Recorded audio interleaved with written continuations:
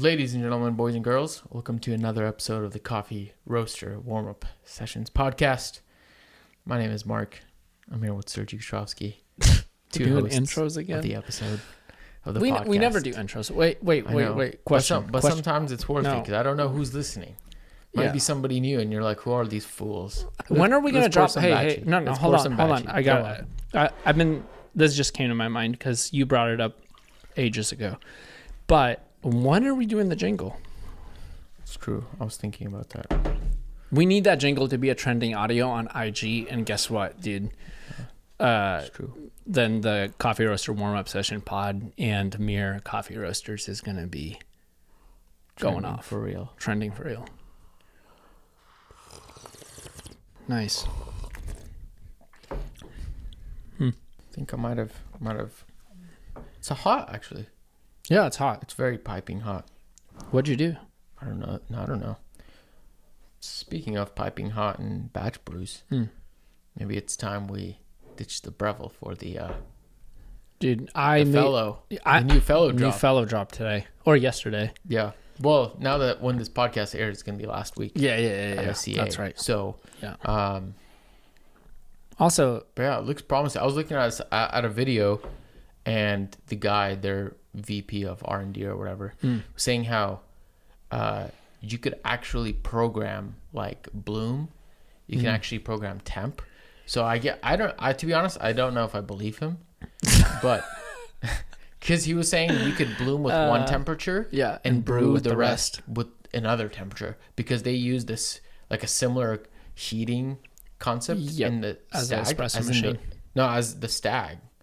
I see. And so apparently it's very stable, and to the point where you could actually like adjust like it to that, to that detail, which for a home batch brewer, I mean, it's tough enough. Like you usually get only like a 4-degree window. Yeah. And it's like on or off. Yeah. You're going to get it, Yeah. So I don't know. Yeah. It kind of sounds promising. Yeah. I like Maybe it. It's the new mirror pod batch brewer. Yeah, I told you this morning, like, it's time. It is time to walk away from the Breville dinosaur. I mean, I have nothing against the Breville. Dude, precision brewer. It's a precision brewer. It's so precise. It's so 10 years out of date, dude. It's 10 years out of date. Like when a batch brewer can be 10 years out of date and still crush. Dude, timeless. It's definitely not crushing as much as a ratio 6. The only reason we don't use a ratio, and I love ratio. I'm not gonna start going into the pit of what I don't like about the ratio, because everyone knows. Well, but supposedly they fixed that issue. Dude, I hope it's about time. Garrett, Garrett from Perfect Coffee Water. Yeah. I hope that he picks up that carafe. I'm ready to swap out that carafe. Like one of the major reasons I don't brew enough batch brew at home was, I mean, I don't always need like 6 cups of coffee, but sometimes I just want like in a batch brew. Batch brew has just such a significant differently taste than a pour over. It does. And most of the time I enjoy it, you know? Yeah. But the reason I don't or I hesitate is because of that carafe. Yeah. I almost swore on the pod. Would have had to add the little E. That's how much I don't like that freaking carafe, dude. Yeah. It's so dumb. It's pretty bad. Sorry, Ratio, sponsor us. We'll make some changes. It's like why? Like, or are we gonna move on and go with fellow? Well, it's like why? Like you're gonna create a batch brewer that has to come with a carafe, and then you're gonna miss the mark on the carafe. I don't know. And also the carafe is the most used part of the batch brewer. That's what I'm saying. Like. I don't know. Anyways, what do you think of this batchy? It's fine. It's okay. I think it's a hair fine. A hair fine. I could use some brightness, but other than that, I actually like it. 11.3? 11.3, 11.4. Yeah. Is that Ethiopia? No. Good. No. The reason I said that is I was like, oh, dang. Did you throw in one of my roasts? Mm-mm. No, I like this because it's got great sweetness. It's got some nice acidity. It's has those stone fruits. It has a little bit of citrus in there, and it's balanced. Yeah. It holds itself. It's intact, the entire experience. It just may not be like the wildest, wonkiest, coffee. It's not like blueberries, pomegranate, raspberries, florals, all this stuff. Grilled pineapple. Exactly. It doesn't have that. No. But again, like, I really like this. Yeah, I think it's fine. It's the Jorge Mendes. It is, yeah. Yeah, definitely. That makes a lot of sense. It's nice. Can't complain. Yeah. When was this roasted? I'm not concerned. It was roasted a little recently. I think it was just 7 days ago, or on the 1st, I guess. Yeah, so I can't complain. I like it, so. Solid. Yeah. Sick. But hopefully everyone listening to the podcast enjoyed last week's episode with Alex Schroeder. And we touched up a little bit on food in the cafe. But as I was thinking the other day, that I think it deserves just a little more conversation, because it's interesting. I remember, like, when you were still living in Florida, and then when you just moved here, that conversation about, like, is food necessary? Like, can you as a cafe, can you just serve coffee and that's it? And will people even show up for just coffee and that's it? Or do you even need or do you need pastries even? But then is coffee and pastries kind of where you should end as a coffee shop? Or should you actually start building out a food program, a food menu, which then there's, all kinds of challenges that come with that. All of a sudden now you need to place where for your people to prep food. All of a sudden now you need different, more extensive health code, whatever things. You need more space, infrastructure. You actually need a menu. Right. Of course, other than if you're like, I just want eggs and bacon and a bagel, then sure, you can come up with it on your own. But, you still need somebody to be like, okay, this is what we need. This is what's actually going to taste good. Right. And so, I don't know, just to start it off, what do you think about just either having food or no food? Like, is that for you, just as a consumer, is that a big deal for you to go to a cafe that has stellar food as well as some really excellent coffees? Yeah, two things come to mind. One, do you remember when I went to Camber for the first time? I kind of remember that day. Yeah, it was a while ago. 2018, I think 2017. Right. Soon after they opened. Yeah. They were, at least from conversation with other people, they were predominantly known for their lamb burger.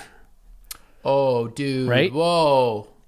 Like, you just opened up a can of worms there. Right? The lamb burger was right. Ooh! I'm telling you, yeah. That was what I heard people talking about, was the lamb burger, and that's not a breakfast item. So, yeah. But I remember going to Camber and basically drinking the coffee. I went there for the coffee because I knew Camber as a roasting company that was crushing it. Right. Even when I lived in Jacksonville, people were talking about Camber on the East Coast. For sure. So I was like, whoa, that's from my hometown, from Bellingham. That's absolutely nuts. Yeah. But then I heard they had food, and all of a sudden my instinct was like, got a little bit of tense in my stomach, feeling like, how could they betray specialty coffee by offering food? Right? 100%, it's like, wait, are you a coffee shop? Do you even believe in third wave? Like, why the F are you serving food? Kind of thing. Yeah. That was my initial gut feeling, and I kind of hated that idea for a while and kind of fought the idea of ever having food. Now contrast that with recently I consulted for Soloway Coffee, which is a Ukrainian coffee company that moved to the United States, and they're in Chicago and they're blowing up. And one of the main things I talked to them about after the grand opening was, why is there not enough food? Oh, interesting. So obviously my perspective on food in a cafe has changed a lot, which I say that because I think we have to broaden the view of what the purpose of a coffee shop or a cafe. I think the original word for cafe is to have food, right? I might be wrong. Don't quote me on that, but fact check me on that. I know there's a few listeners that love to fact check me. And you know who you are. Do the fact checking. The original concept of quote unquote cafes is to have like a little croissant sandwich and a coffee. Right. But I might be wrong. But with that perspective, I think it's important to be able to provide food in the context of we're going to serve superb hospitality and have a all-in like this excellent form of service that doesn't only provide a good beverage, but provides food that either the beverage accompanies the food or the food accompanies the beverage. Like it's a relationship there, right? So I think food is absolutely obnoxiously crazy, even to the point where I was just talking to our buddy Garrett from Perfect Coffee Water, and he's heading up to Chicago. I was like, homie, like you need to go to Soloway just to try their breakfast. Yeah. Their breakfast menu is absolutely obnoxious. Like it's insane. Yeah. So I think food is super important for a cafe or a coffee shop model. Now I'm also like, dude, if I could have it my way, I just would love to just have a tasting room too. Right. Where a coffee tasting room is kind of, it doesn't include food. It's more of a, hey, come and experience the coffee. And that is a very big difference that we need to keep in mind is like, what's the model that you're going? Are you like a coffee shop cafe or are you a tasting room? And then the other big question is like, how are you going to sustain that business model with the product that you provide? Because I think majority of the people entering a coffee shop are not only looking for a bang pour over or a shot of espresso. There are those people. There's a lot of those people, but I would say the majority is still looking to get some caffeine with some food. Am I wrong? Am I right? Yeah. I mean, how did that work for you in Primer? Because Primer had some absolutely obnoxious Liège waffles. It's true. We had I'm not much of a waffle guy. Are you kidding me? I think they're listen, I think they're great. I'm not gonna say they're great. I think it's good. I think it's solid. That's about it. That's as far as waffles go. Waffles or pancakes? Waffles. Yeah, waffles. But I will say when right before I started working for Primer and when I started working for Primer, they had some of the best waffles I've ever had. I've ever laid eyes on, sunk my teeth in. Dude. Like it was iconic. And yeah, it was a great experience. I mean, you'd walk in there, I believe there was like a package deal, like a batchie with a waffle. Dude, combo number 5, dude. I'm all for bundles and combos. Like I think we need to bring that back to the cafe model. But that all being said, like I love their waffles. I think it was a cool concept, and I think it's also I think, which we've talked about this on the podcast, coffee culture in the United States is kind of interesting because it's like kind of divvied up into either you need a caffeine hit and you just need to get juiced, you just need to get like zapped with energy, or number 2 is you go there and it's like your second office and you go there to work, and chances are not only are you needing a little bit of caffeine, you definitely need the Wi-Fi, and if you can add in like a small little treat that you can snack on while you're working, it's great. And I think that also shapes our consuming habits and what we look for in cafes. Like it wouldn't make very much sense for a lot of those people to go to a coffee shop that's just like a tasting room or like an experience, like a coffee experience, right? Which from a business model standpoint, it makes things a little more challenging. I remember this was about 8 years ago. Bellingham did not have any specialty coffee. Well, sorry, we did, but it just wasn't kind of the style that we're looking for. And actually Edwin from Onyx started Onyx Coffee Bar, which was in this hole in the wall, literally probably smaller, maybe just smaller. Slightly smaller. I was just talking to Kevin about this 2 weeks ago. Yeah. And all they did was they were open Saturday, Sunday, I think. They only made pour over coffee. Yeah. They had no sugar, no milk. You walk in, you get a brew. Yeah. and you either sit on the 3 chairs like at the right at the bar, or you just take it to go, and there's some slight seating outside. I loved it. I was all for it. I mean, Kevin told me why they weren't allowed to have milk. Why? They didn't have the I don't think they had the license for milk. Oh, really? Yeah, like no dairy was allowed. Like Well, I know people gave him so much crap, dude, about you don't have your elitist, and I'm like, dude, like Kevin was like, it wasn't really that. It was just like we couldn't. Yeah, they got some heat, and then they also didn't have any Wi-Fi. No. So literally, if you showed up, you're talking about a closet, dude. Yeah. Literally a big walk-in closet, but selling really nice coffees. Yeah, they're featuring Onyx Coffee Lab. They featured all of the goodies. Yeah. So Onyx, they were.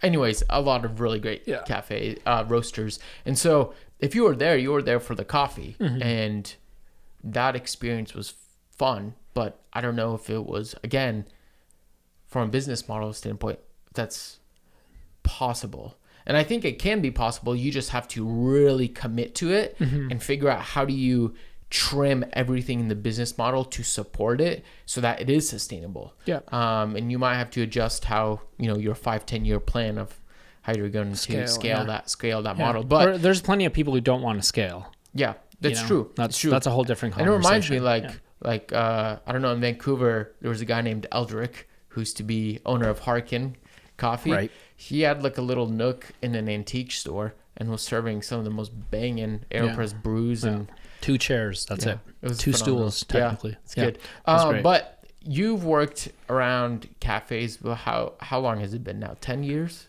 What? No. Are you kidding me? Yeah, all the way from you worked at Sippers? Yeah, 2017. Fall of 2016. Okay, so 8. I guess. So we're getting there. 2017. Listen, we're getting there. No, dude. We're getting there. I have not spent a decade in coffee. We're getting there.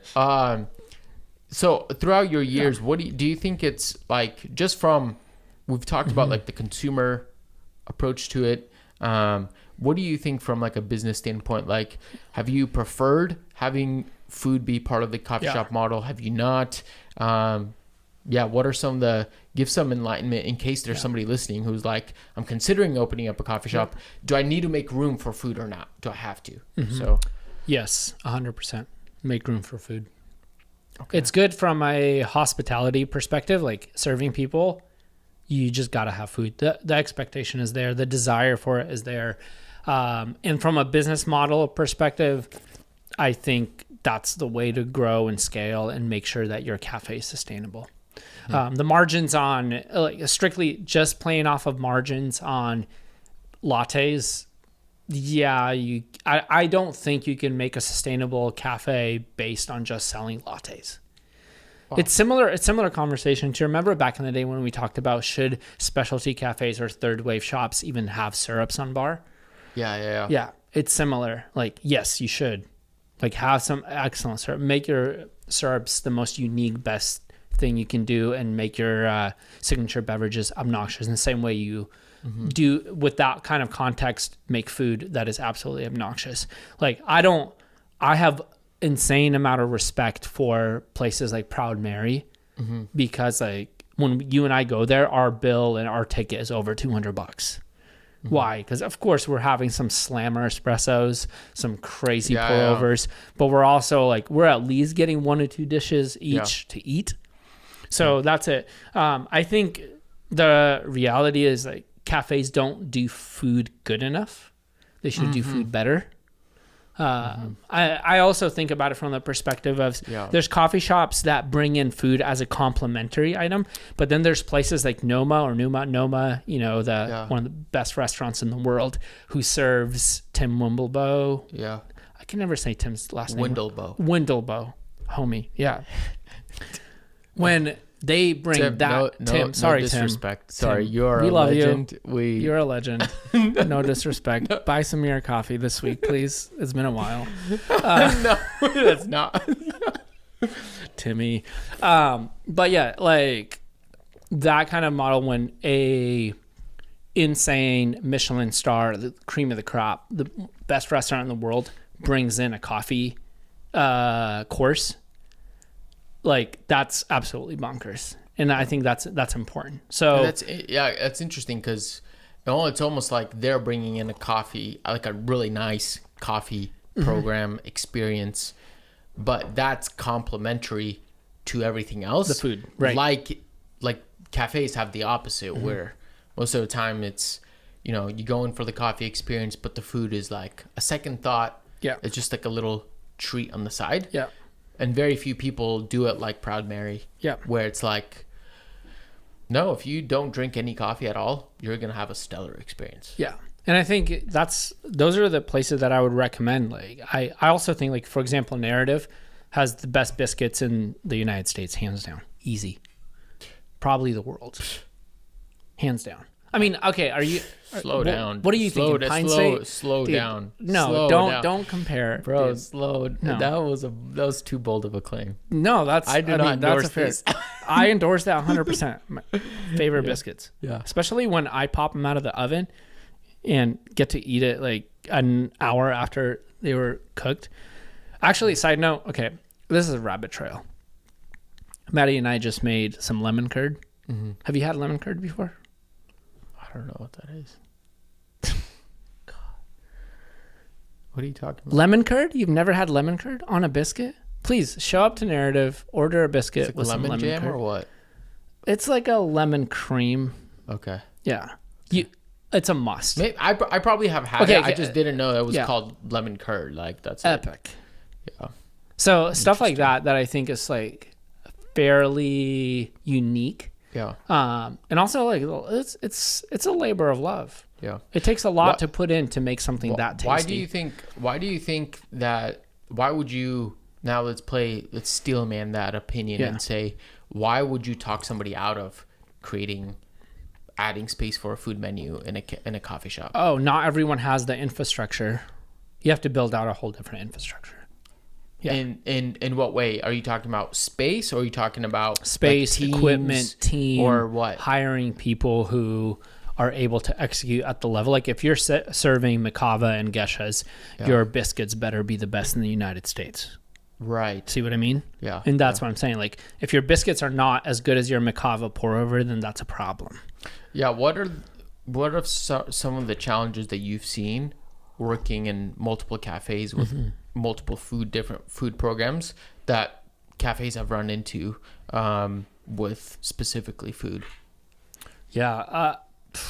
Challenge. I mean, there's a lot. Like the reality is one of the things that has been super difficult for me right now is like our equipment, like our fridges keep going out. So there's way more equipment to like manage and to be able to upkeep and all of that. But also finding people who, at least for me, it's easier to find people who are like super stoked on coffee, right? Like it's easy. Easier. Oh, it's easier. not Okay. easy. Yeah. You know what I mean? But one of the hardest things is hiring in a cafe setting, hiring for like a next level chef. Yeah.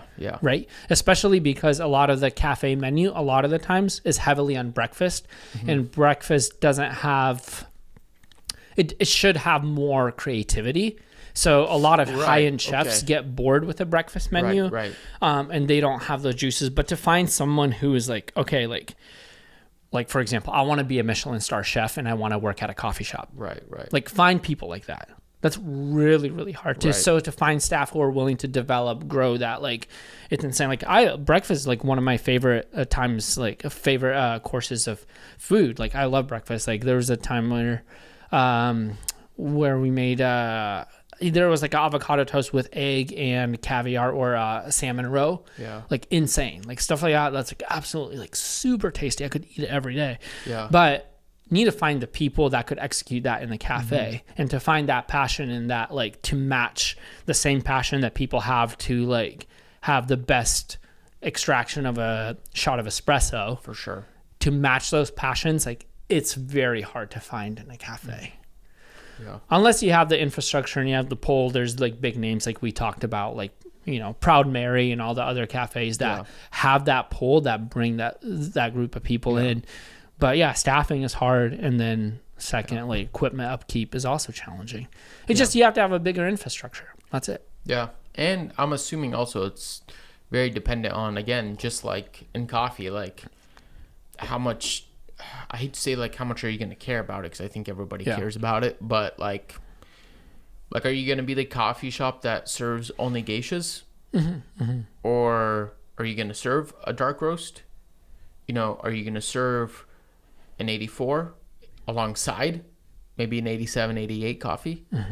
And same in the food. Like, is it just going to be, you know, ready, heat up quick, Yeah. throw it in the toaster, oven, or whatever those things are, and then you're good to go? Yeah. And which I think there's a place for that.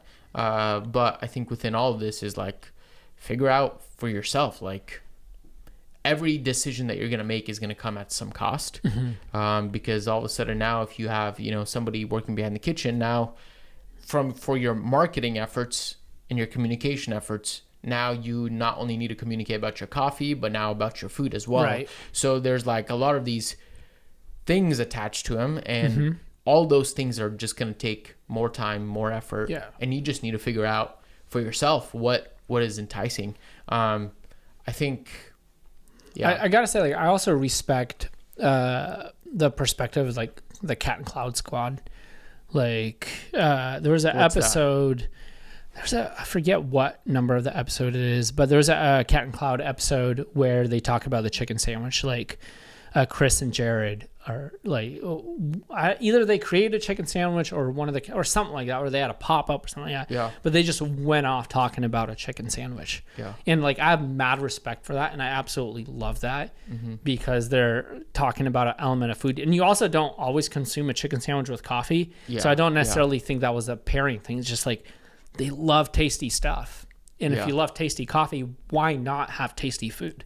You know, sure. and I think the limitation, like I said, a lot of the times it's can't find the same passion for, especially for us coffee folks. We're kind of in an echo chamber and this little bubble where we all have the folks who talk about latte art, talk about competition coffees and all of that. 100%. And there's not enough people in our bubble, in our circle, that talk about food the same way. Yeah. Like, we have latte art throwdowns. Why are there not like avocado toast throwdowns? I don't know. You know what I mean? Right, Stuff like right. that. Like, Yeah, it just doesn't exist within our cafe model, which kind of sucks. Like, I think it should be there. But also, after working a decent amount of time in the industry, my opinion has changed on that, because I used to be opposed syrups on a coffee bar, and I used to be opposed food in a cafe. Yeah. And now I'm like, please execute those. I love creating custom syrup for a Sig Bev or creating something like that. I think it's very important. For sure. So yeah, that's kind of where I've landed so far. Like, I want to see more. Again, if you haven't been to either Solo Way in Chicago, or you haven't been to Proud Mary, if you haven't been to Narrative, if you're in town, like, especially Narrative Everett is like crushing some tasty food right now. You got to check those out, and to see food executed well, that would be some of my recommendations to check out. If you ever get a chance to go to Proud Mary in Texas, have you been to that location? No, I really want to, but not very many good reasons for me to go to Texas as of right now. I'm sorry, but don't you have a friend there, dude? Or Portland. Yeah, both of those cafes I think are must if you're ever on the West Coast or down. But that being said, as we land the plane, I will also give a shout out to Layla Bagels. So did Lena hook you up? I was just in yeah, brother. California, down in LA, Venice Beach, Santa Monica, and Lena. Yeah. That was excellent. Hooked me up with a tasty little pour for a cap, and it was just all right. exceptional. All right. I thought it was pretty tasty. No, I gotta say, Lena, that's not a Narrative top heart. I thought it was great. Yeah. And then we ordered like a bagel with like some salmon on there. Yeah. It was really great, overly loaded, just lovely. And then she brought out like a little treat for us, which is like they have this like bagel with cream cheese with like 2 sliced fruits. I think one of them was like a grapefruit with like honey sprinkled like layered over it. It was a thing that I like. If I saw it on the menu, I'd be like, I'm not interested. But when it came out free, savage. and I tasted it. I'm Yeah. like, yeah, I would come back and order that again. Yeah. You know, Sick. like sometimes Love you just that. need a little Costco sample to win you over. So shout out to Layla Bagels Yeah. in Santa Monica. If you're ever around, go give him, pay him a visit. Aside now, how was Nicely? That was great. Nicely's Yeah, great. Venice Beach. Honestly, he's one of those guys, like, his model doesn't make sense to me, but he crushes. He's like by himself behind bar. Yeah. There's like a line out the door, and he's like, "Hey, how's it going, my guy? Yeah. Just, oh yeah, you want a cap? Yeah, sure, gotcha. Mm-hmm. Yeah, what are you doing?" Like, man, and I'm like, bro, there's a line out the door. Yeah. Super chill. No, Dude. just cruising, just That guy's ripping. a legend. Yeah, Yeah. So Love it. thank you so much for listening to yet another episode of the Coffee Roaster Warm Sessions podcast. Yeah, thanks guys for all of you, several hundreds and hundreds of people that keep tuning in episode after episode. Thank you. If you are just joining in, feel free to go back to the archives, dig through some old episodes, but Or don't. or don't. Yeah, don't go before episode 45 probably. That's spooky. But yeah, what episodes we try to pump them out weekly. Yeah. Some fun content for you guys to, indulge in. But yeah, that's about it. Thank you so much for listening. And as we always say, remember, reflect what's good.